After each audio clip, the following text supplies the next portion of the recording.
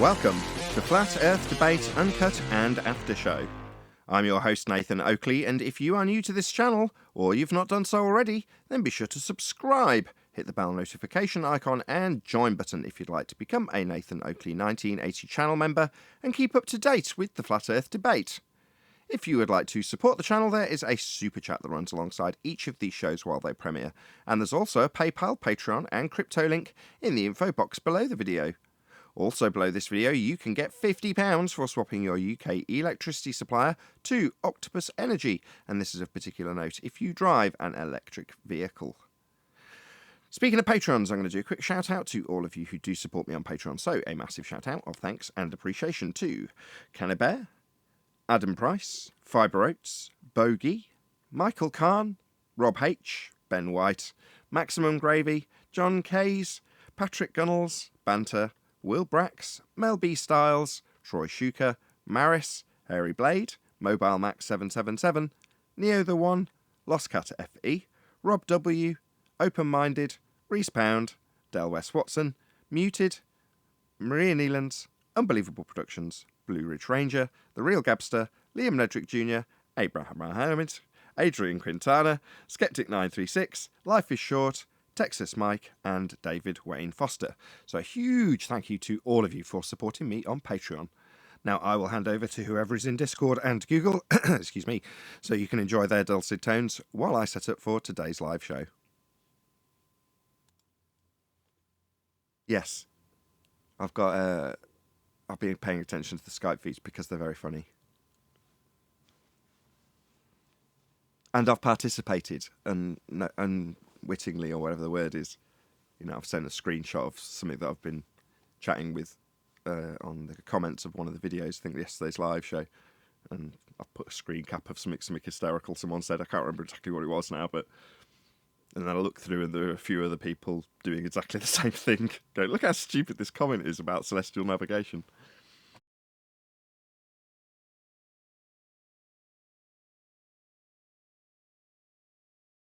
All they seem to be doing is appealing to the bit in the textbooks where it says, but it's still a sphere. And you're like, really? Is that the best you can do? Cherry pick out bits that say your religion's right and ignore all the mathematics of a flat plane that you must have in order to do this. Just say, well, they say it's a sphere though. It's like, it really does demonstrate the level of their commitment. If they can just find a tiny ounce of confirmation, then that's how their bias will be moving forward, right? Oh, it says it's a sphere though. No, yeah, but they're talking about getting a flat Earth elevation angle for the 90. You can only do it that way. That's how it's done, and that's how they've just detailed it. But because in the next sentence they say, but of course it's still a sphere, or words to that effect, that's good enough for them, it seems, in many of the comments. So I don't respond to those particular comments because you just think, okay, fine. You know, if you want to ignore all the actual argument, then fine. Good morning. Hey, Morning. Tim. My kitchen thing is kind of the funniest. Elijah was in Discord yesterday, so I stopped in, and like he was muting people so they'd stop interrupting me. And I had 50 so confounded. His best thing was to say that it's a globe because there's an error in the measurements. What error? What are you talking about? So they started attacking celestial navigation and claiming that the error is yours and it's flat Earth calculations that aren't working when it is celestial navigation that is working and just requires a flat plane. Well, he was trying to say that he was whistling past the point, and he kept on trying to do it, and I wouldn't let him. He'd say, well, it's actually 91 degrees or 89 degrees. It's not actually 90. I said, well, that doesn't matter. If it's any kind of degrees, you're going to need a flat plane to measure it. And yeah, he wasn't having that. He just would not accept it. Yeah, well, you just have to wait for them to reference an angle in their argument, and then you go, that angle required a flat Earth to measure. Obviously, there's going to be contextual. I've had this in the past where people take that so literally. Go, this guy said the word angle, and I told him he needed a flat Earth, and contextually he didn't. Yeah, you've got to pay attention to what the context of the argument is. Basically, in this context, as soon as they say angle, you're going to need a flat Earth for that. You've got to understand the argument, though. I just want to get that clear for all the boneheads out there that go and use the argument when they don't really understand it. Well, Yeah, that's this. Go on, John. yeah, that was the problem, because he was arguing with them, and they were trying to talk about triangles and other stuff, and like, it's not that they didn't have points, you know what I mean? But it was the base premise was being ignored and just kind of whistled past the part where you need the flat plane to get the angle. Yeah, the behaviour panel have a term for it. It's called chaff and redirect, or red herring fallacy, if you want to give it its actual term. But they throw them out here, there, and everywhere, don't they? Let's argue about triangles. No, let's not. You're going to need a flat plane to measure this angle. Are you performing this method? When did you take a sextant out? I haven't. But you're going to need a flat Earth elevation angle if you are going to do this, which I'm not. And I don't care. It's not my method. Never done it. Hey, what challenge are they talking about that they're offering $10,000 for some challenge with the sextant? Does anybody know about it? Yeah, they're going to need a flat Earth elevation angle in that challenge. It was addressed a month ago. Well, it was Ranty over there today. He was saying, listen to this, Nathan. He's saying, I was ignorant, and so was Nathan, because here we are looking at seeing too far, but we didn't know anything about science. Nathan didn't know anything about science and still doesn't. I'm like, Ranty, what is science? Who is this? Science is using categorical errors to form your conclusion by assuming the denied antecedent into your reasoning. That's what science is to Glovers. Or anti-flat earthers in this instance. But yeah, exactly. Well summarised. Did someone give you the Skype link, by the way, Citation Police? At some point, I'd like to get you in the main G+ panel, so you don't have to listen to all the rumblings and Discord chaos. Yeah, it'll be a while. Just need you to be on Skype. Have you got Skype? If not, that's not going to happen. I do have an account somewhere. No pressure. I just can't. This right now is we're trying to get this one house done so it gets sold. And, just too busy to do anything extra with my phone. No worries. The offer's there. Just get it done. No, it doesn't have to do anything. Some people like staying in Discord, or don't care either way, as he seems to be saying. Like I said, make it happen. Citation Police. Back to John's point and yours, Nathan. The only claim I made and still make, Sextant is an angle measuring device, and then I define an angle. So by staying there, if it's how you say analogy the other way? I can't say analogous. Analogous. No. Analogous. Yes, thank you. Analogous. Thank you. Early in the morning here. To baseball, I keep them at home plate as the pitcher, and they strike out every time. They don't have a chance to go to first red herring or second base red herring or third or even round third base and come home, because you just have to say, what is the tool and what does it do? And they can never get off that, because they're going to have to argue against angles and elevation angles, which can only work from a flat surface, because none can be had from a curved adjacent or curved surface. And 90, and the usage of 90 in all their books proves it. So the whole point is, when we veer off, then they're able to, oh, thank God the pressure is off. I won't get struck out again. No, I just keep them there and strike them out each time. They never get a hit. The audience is seeing foolishness in full Technicolor.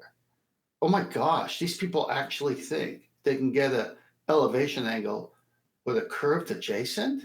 See, they never get anywhere to lie or to obfuscate or to tie you up on some other point that doesn't matter. So they'll revert to type. What we will get is ad hominem. That's what we get. So we've presented an argument.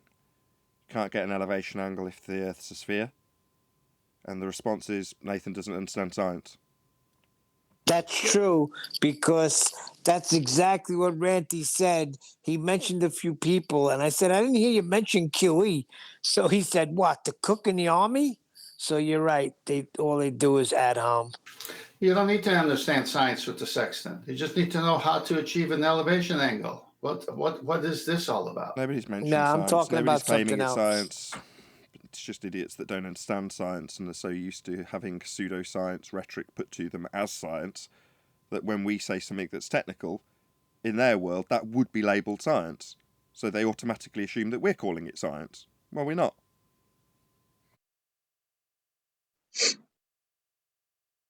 I had one telling me I had a problem.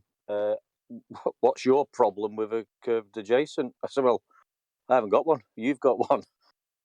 Yeah, they do that a lot too. They take your winning argument and paraphrase it back to you. Or, how would you resolve the problem of having a curved adjacent? You're like, I wouldn't. I haven't got that problem. It's your problem. Blue Marble did it recently with a different subject. I can't remember exactly what it was, but he essentially paraphrased our argument back to me. And I'm like, I don't need to worry about this. This is your problem. Has anyone said, are you denying curved adjacents exist? What exists? Curved adjacents don't exist. What are you talking about? Yeah, it's like refraction. Are you denying refraction exists? Are you denying curved adjacents exist? You can't have a curved adjacent. So you're denying they exist? You're denying. Am I denying that something that proves demonstrably that we can't have a curved surface exists? And by phraseology, what that not being able to work gives you is a curved adjacent, something that's technical impossibility. But we're being asked what's wrong with that technical impossibility. Is that correct? Yeah. Are you denying they exist? We might as well say, I don't understand this argument. That's what that says to me. Well, you guys are just hung up on the flat plane. That's all it is. If y'all could just get past the flat plane you're measuring from, you would understand it's a sphere. Like I say, in the comment section, it doesn't take them long to start measuring their angle measurements. And typically they'll do it in a big, long, bulky bit of text with lots of references to sphere Earth. But as soon as they mention that angle, that's the acquisition of something in physical reality, i.e. a measurement. And that measurement comes from a flat plane in every instance. Can't not. It's an angle. It's two straight lines meeting at a vertex. Yeah, I did notice that in the comments on Brian's video. They don't leave a comment. They write a book. Yeah, they're hoping to baffle the audience with bullshit, with lots of references to spheres, like I just said. But ultimately, in that attempt to baffle the reader with bullshit, they will at some stage mention the fact that they have to, can't not, measure an angle. And that will require a flat plane. As soon as you get there, you say, yeah, that angle you're detailing, you're going to need a flat earth for that. I don't think they're trying to baffle the reader. I think they're trying to confuse themselves. Maybe. Same thing. Well, the guy I was talking to yesterday that Elijah was modding for, he was really, really desperately trying not to understand that if you have a curved line, you can't pull an angle from that. Like that's where he wanted to go into. Well, no line's perfectly straight, and just kind of what? Right. Yeah, I was like, well, whatever, but it still needs to be straight. Yeah, we're talking about a geometric measurement in this regards, right? So what do you mean? The pure geometry doesn't need to be correct and right and part of that? No, it does. Because that's what you're doing. Yeah, well, then I pointed that out, and then he told me that I was misapplying the geometry to my kitchen, and I agreed. The geometry is being misapplied, and then he just went on to tell me I didn't understand. So it was. What didn't understand that your whole video, the premise thereof, is to demonstrate how the misapplication of this maths can turn anything that has a flat surface to measure angles from into a sphere. And the same exact process is being done to turn the flat surface used to measure angles, that would be the ground we're stood upon, the Earth, into a sphere from the flat Earth elevation angles. He's saying you're misapplying the maths. Why would you be taking the maths of flat plane angle measurements to derive spherical values into your kitchen? Why would you be doing that, John? Just for the fun of it? They're not getting it, Nathan. No, they're thick. I mean, I know that. You know, a lot of the anti-flat earthers are retarded. I realise that. They seem to be saying, but they're saying like they keep jumping on this triangle.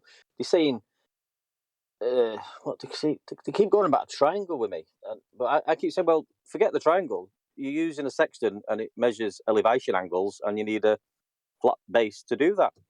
Yeah, but it's not a triangle. It's not a triangle. That's what you. Yeah, that's exactly right. Yes, it is. Right. No, Neil. Don't latch onto the straw man. Right. Yes, it's nice that we've had Quantum Eraser go through it in no uncertain terms with references that describe it as a right-angled triangle. It's nice that Protothad said the exact same thing. Very useful. Yeah, we all know it's triangle. Okay, but that's still a red herring. It seems like it's related to the point. You can't measure a flat Earth elevation angle, that's two straight lines meeting at a vertex, if one of them is curved. That would be your sphere Earth. That's the argument. Sorry, what's that? Oh, you do have a rebuttal. Oh, excellent. It's not a triangle. Sorry, I've just detailed measuring a flat Earth elevation angle, which it must be to get one of them to be straight. The line along the base, that's got to be straight for it to be an angle measurement. That can't be curved. Yeah, but it's not a triangle. Okay, it's not a dodecahedron, but it still needs a flat Earth to measure this angle.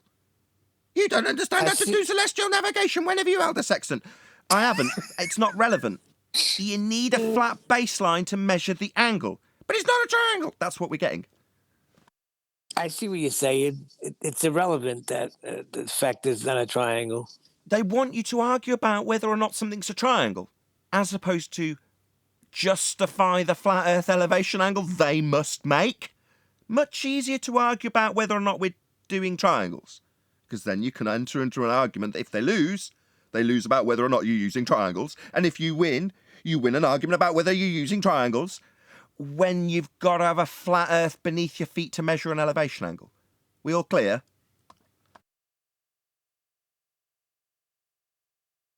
There's nothing but red herrings being tossed out. That's all they've got. And they're also demanding, this is another thing I heard, they're demanding that we don't want to hear that what it's not anymore, then tell us what it is. So they're looking for a new guru. What? Look, It's flat. I'll do that. I'll be their guru. Yeah, it's flat. It must be, in order to measure these angles that you all refer to. Because you've looked up celestial navigation and it's got plenty of references to spheres, and yet the methodology requires a flat plane when you measure an angle. So I'll be your guru. It's all flat. Y'all just, with all this back and forth, proved the initial statement I made about keeping them at home base. They keep trying to get the first, second base with their silly denials, and this is where the audience will catch it. If they why are they so neat? Hold on, citation, please. Just one sec. If they go against what 100% of people believe what an angle is, they're dead right there. This is why it's untenable for them. The sextant is doing something that all the other arguments have never done. What the sextant is doing is taking to the base of everything, and they have to deny, let me give an analogy. 2 plus 2 for a baller is 7, and 2 plus 2 for everyone in the world is 4. They come here and say the angle is not the 4 that everyone thought 2 plus 2 equal to. They're trying to make that a 7. And everyone's seeing it. It's so embarrassing. Not it's even like a the 7. fastest way for You're them. saying it's like saying 2 plus 2 equals 4, and here it is in the Celestial Navigation book. Here they say 2 plus 2 equals 4, and they go, no, 2 plus 2 equals R. Yes. Good. Even better. So that's why we keep them there, and they can't get off there. They can't get off. They're going to strike out every time. No, but they'll claim it's ridiculous to say that a sextant can prove that the Earth is flat. Well, it does. A sextant? Yes, that's fine. we will have the denial of those who are dedicated to their sphere Earth religion, Neil. However, a sextant acquires angles with flat baselines. That's what it does. And if you could just get past that fact, I could show you how it's a sphere. If you can get past that fact, if I surreptitiously slip you a couple of elevation angles taken from a flat plane for you to use in your fundy rhetoric that's sphere-shaped, you can use those flat Earth elevation angles without necessarily conceding or acknowledging that they are taken from a flat plane in order to make your assertions.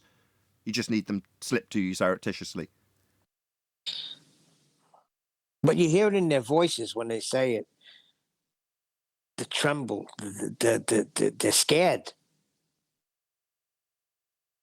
It is frightening. 10th, did you want to go through practical air navigation? Yeah, I showed part of this, but let's go through it in the pre-show. U.S. Department of Commerce, practical air navigation, 1939. Next slide. Basic principles. Almost directly above the North Pole of the Earth, there's a fairly bright star known to most people as the North Star. It is also called the pole star, or more properly, Polaris. Let's suppose that the star were exactly over the North Pole. To an observer at that point, its altitude or angle of elevation above the horizon would be 90 degrees, or exactly overhead in the zenith.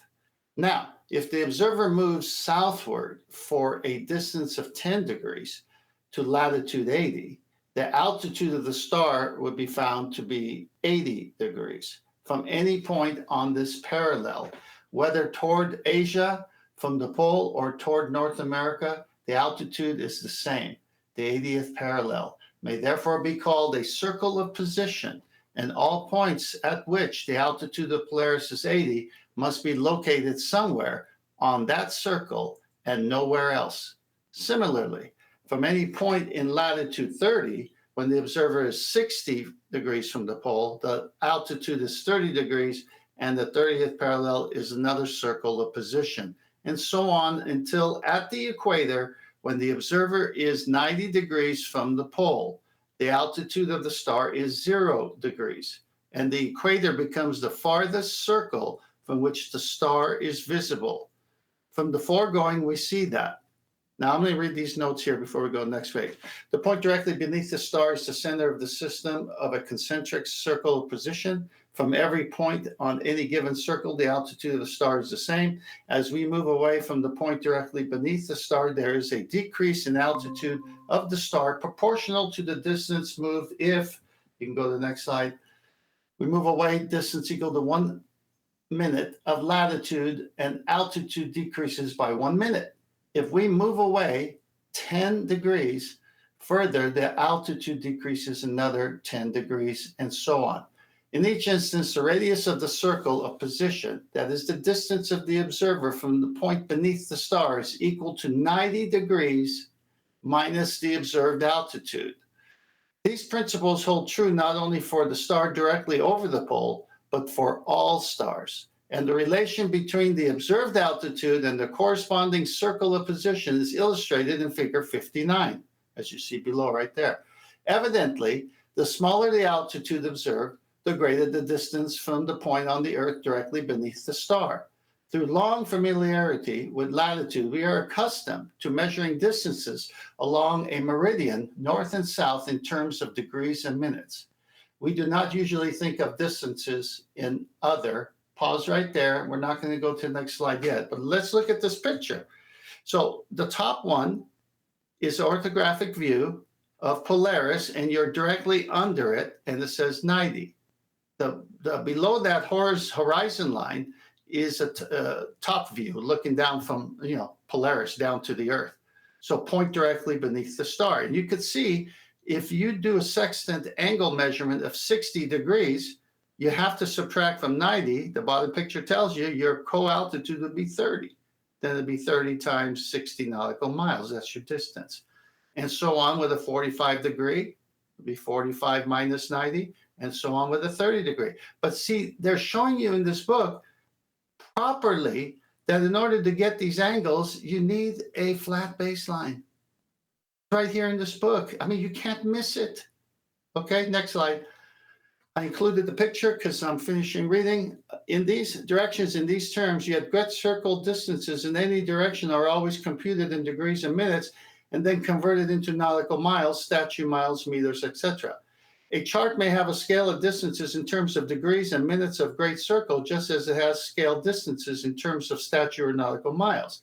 If a small scale chart, the scale of number 30608 or smaller, were provided with such a scale, it would be possible to plot on the chart from the nautical almanac the position beneath any star at the instant of observation, and with that point as the center to draw the circle of position graphically, with a radius equal to 90 degrees minus the observed altitude, with no computations, whatever. This principle may prove of a very practical value on special charts of the route to the Orient, the transatlantic routes, or even some of the transcontinental routes. This is coming from an air navigation book using a bubble sextant, and it's beautiful. Great. Get lots of positive comments from people about these pre-shows in this regard. Actually, people really enjoy listening to you going through these citations. So very good. Yeah, thank you. I mean, devastating, just devastating with that image right there, that those angles do not have a curved surface underneath. They're flat and straight just because that's how angles are measured. See, if you could just get past the flat plane, they can show you how it's a sphere. Yeah, it's true. Even in the picture, just look past the straight line. Look at the sphere underneath. No, what you're seeing underneath that straight line is a top Circle. view circles on a flat plane. They want to draw those on the ball. I know. But even when they do it, they still have an equatorial plane. So if they're going to take angle measurements and claim that they've come from a centre of a sphere Earth with parallel light coming to it, it's like, yeah, but your measurement is in reference to a plane with a dome of the heavens with the stars in it. So you're still on a flat plane. The fact that you think you've got a flat plane to get this angle at the centre of a presupposed spherical Earth, and that flat disc in the middle is something that you can acquire measurements from, is stupid, because you don't take measurements of angles from the centre of a plane in the middle of a sphere. You take them from the surface. Now, we don't have a plane in the middle of a sphere. We just have the surface, and we still quite easily acquire angle measurements from it. That's because it's flat. Has to be, or this wouldn't work. Well said. Sir, my mom took me to. Thing is, so do they. When they claim they're taking these measurements and then detail how they've come from a plane in the middle of a sphere, the equatorial plane, they're still using a flat plane too. That's why they can't get around this. Why it's such a beautiful argument. Every angle that they try and go to, even if they say, oh no, it's come from the centre, all light runs parallel. What, to the centre of a flat Earth in the middle of your sphere Earth? So you can get an angle from it. That's still using a flat plane though, isn't it? What's the largest angle you can get off? Is it 90 degrees or 120? No, the sextant is called after the Latin word for a sixth of a circle. So there's 260 degrees totaling 120. There's some special ones that go to 140. But basically, because of the double reflection facet of the sextant, you can measure angles of 120, but it's called a sextant because it's a sixth of a circle. Now, the reason they like it is because they can do horizontal measurements beyond 90 as well as astronomical. So if you want to take how far the moon is from something, you're going to need more than 90 when you do those measurements. But when it's all elevation angles, the maximum is 90. Can limit yourself. So if you're using, I don't know what they use actually. Is it molasses or oil or whatever they use on a tray to get an artificial? Mercury is what they all use. Fine, whatever. It doesn't matter for my example. But whatever they're using, they've got a tray of liquid that's, very, is it low viscosity or high viscosity? I can never remember. Very low viscosity. Well, they got it covered. The wind can't agitate it. The molasses, oil, or mercury does fine. They can even use water as long as it's very still. But when you do, you're essentially generating an extra angle off the angle that you would have used with the horizon, which is good because you don't then have to do any dip correction, but is bad because it actually limits the tool by 50%. You get half the usable range on the sextant when you do that. Yeah, on those you can't measure anything more than 60 degrees. So at certain latitudes you wouldn't be doing that system of the artificial horizon. Presumably that's why you've got these 140s in existence, so that you can get a little bit more out of it when you're using an artificial horizon, right? Yeah, that would give you a little bit more. But mainly anything past 90 is not for angle measurements to altitude. They're for other uses of the sextant. But you're not doing it, are distance. you? You know, you're in reference to the 90 at your position also when you're minusing it from 90 to give you your co-altitude. So therefore, if you're taking something that's beyond 90, it's like, well, no, that's at 10. You know what I mean? That's going the other way. We're not talking about artificial horizon here. We're talking about turning the sextant sideways when you're near land and trying to figure out the distance between the lighthouse and the building, and that might be over 90. You follow what I'm saying? Yes. It isn't just for... Yeah, I gotcha. When the limitation's obviously confounded if you're using it sideways to get a sideways horizontal distance. Yeah, exactly. And guess what? The lighthouse to that other thing that you're doing, that's the adjacent when you turn it sideways. Right. And that's straight. Of course. Well, Fight the Flat Earth doesn't think it's straight, but he don't know nothing. Would the largest, if the maximum is 90 degrees, say, at sea, so that equated to... Hang on, you got to rephrase that. Oh, sorry, go on. And measuring a star. When you're measuring a star as an elevation angle, the maximum altitude is 90. Right. Then we convert that to, is it miles? Or is that the wrong terminology? It's what you do. Let's say you shoot a star and your sextant angle says 40 degrees. All right. You minus that from 90. That leaves you what? 50. Right? So 50 times 60 nautical miles is what you would convert it to.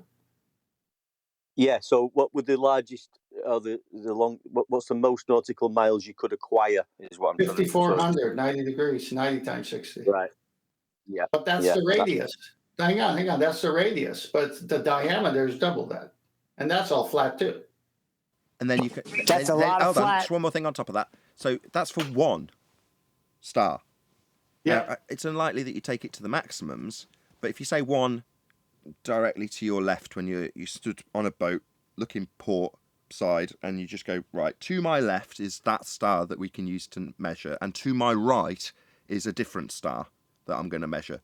And you do the measurements for both, and they both come out at 4,000 miles.